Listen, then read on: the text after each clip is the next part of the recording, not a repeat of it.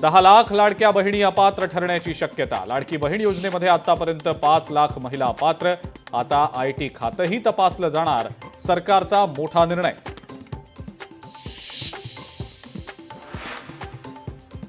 परभणी प्रकरणात पोलिसांवर गुन्हे दाखल होणं संयुक्तिक नाही। भाजपचे आमदार सुरेश धस यांचं वक्तव्य। तर लुडबुड करू नका, जितेंद्र आव्हाडांसह सचिन खरातांनी सुरेश धस यांना सुनावलं। मी दरबारी राजकारण करत नाही। उपमुख्यमंत्री एकनाथ शिंदेंची गणेश नाईकांच्या जनता दरबारावर टीका। तर प्रत्येकाचं जगणं वेगळं असतं, गणेश नाईकांचा पलटवार। सुरुवात तुम्ही केली आहे, शेवट मी करणार। रामराजे नाईक निंबाळकरांच्या व्हॉट्सअॅप स्टेटसची साताऱ्यात चर्चा सुरू। संजीव राजेंच्या घरावरच्या आयटी रेड नंतर रामराजे आक्रमक। गोरेंसह निंबाळकरांनाही दिला इशारा।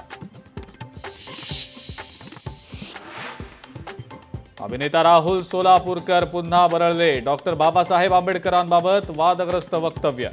विविध स्तरातनं संताप। राहुल सोलापूरकरांचा पुन्हा माफीनामा। पुण्यातल्या जीबीएस आटोक्यामध्ये रुग्णसंख्येमध्ये घट। गेल्या 24 तासात एकाही रुग्णाची नोंद नाही। आरोग्य प्रशासनाची माहिती।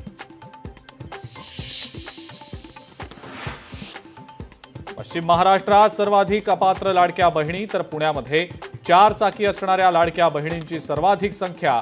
बहिणींच्या अर्जांच्या छाननीला वेग। आणि राष्ट्रपती द्रौपदी मुर्मू यांनी प्रयागराजमधल्या महाकुंभ मेळ्याला दिली भेट।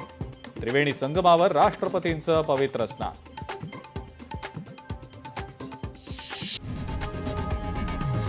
लोकशाही मराठी ऐका, पहा, जागरूक रहा।